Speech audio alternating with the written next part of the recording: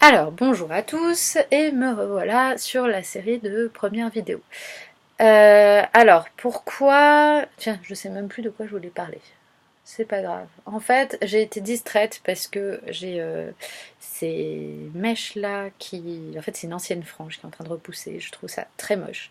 Mais j'y peux rien, donc... vous me voyez souvent un mes cheveux comme ça. Mais c'est pas grave, voilà, on est entre nous. On est entre nous. Ah voilà, ça y est, je me souviens. Pourquoi est-ce que je parle de moi et pas de quelque chose de général? Euh, Parce que c'est vrai que quand... Enfin, il y a beaucoup de gens qui sont assez déroutés par Multimois, le site. Parce qu'en fait, j'aborde, c'est plus un blog en fait. Je me dis, mais attends, tu es praticienne de l'accompagnement, et puis on va sur ton site et c'est un blog. Les gens, bon ben, ils voient pas comment tu peux les aider. Et, et oui, dans un sens, c'est vrai que c'est pas logique. Encore une fois, pour moi, la logique c'est quelque chose d'assez vaste.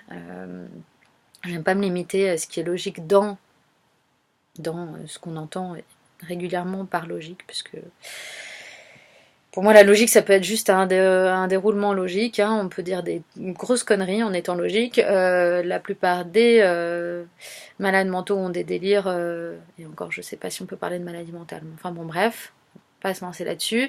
Les délires, on va dire les délires sont la plupart du temps très logiques, donc la logique ne soutient pas tout. Donc pour moi c'est pas un critère forcément.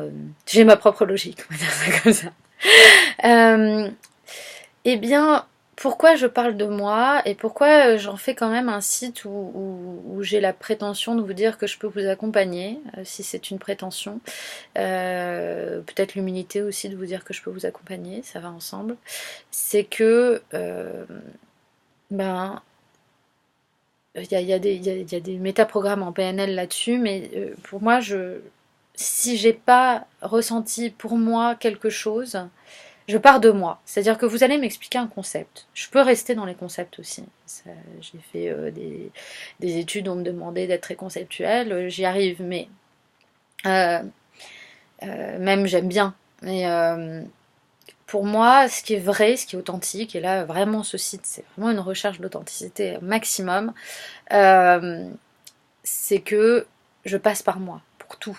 Euh, tout ce que je lis, tout ce que j'apprends, tout ce que vous allez me dire, euh, tout, quand je suis dans une discussion avec des gens, ben je le ressens par moi.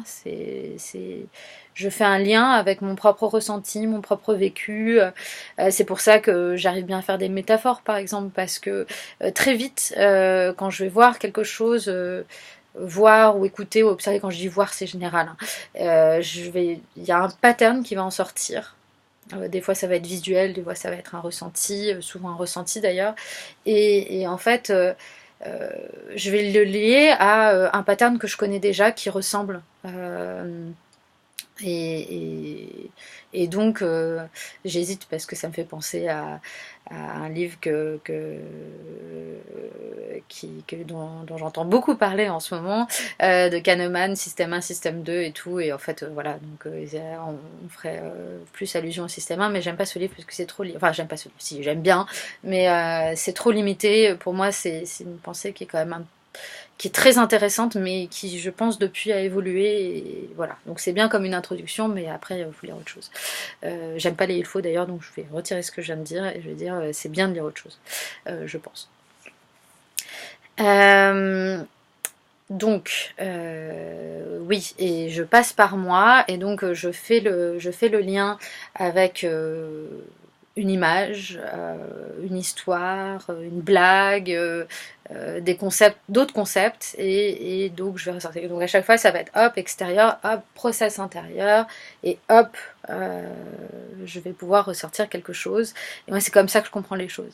Après, à l'excès, toute qualité, ça, je vais énoncer une généralité, j'aime pas ça, mais je pense. Si, j'ai quand même des croyances et là, toute qualité, je pense à l'excès, devient un défaut. Et le gros défaut qui ressort de ce genre de qualité, c'est que souvent, quand quelqu'un me raconte une histoire, j'ai tout de suite de dire ah mais attends, ça me fait penser à hop hop hop et il y a besoin pour moi de me pour vraiment arriver à écouter la personne, de réfréner cette envie de partager les choses que je trouve en commun avec ce que la personne me dit. Voilà, j'y arrive, mais c'est pas forcément évident dans tous les contextes. Donc, multi-moi, ça parle de moi parce que il se trouve que j'ai beaucoup plus de facilité à, même quand je lis des auteurs, en règle générale, les auteurs qui parlent de choses, de concepts, etc., ils ont tendance à vouloir généraliser tout et faire des petits 1, petit 2, petit A, petit B, grand T1, grand 2, etc. Ça, j'y arrive mal.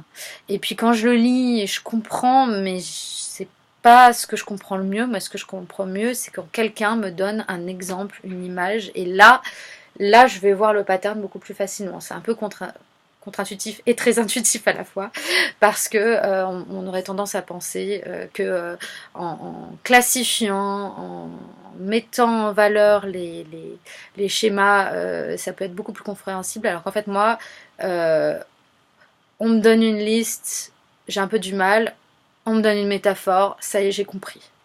Après, ça ne veut pas forcément dire que je vais pouvoir l'expliquer dans une liste. Voilà pourquoi Multi-moi parle de moi.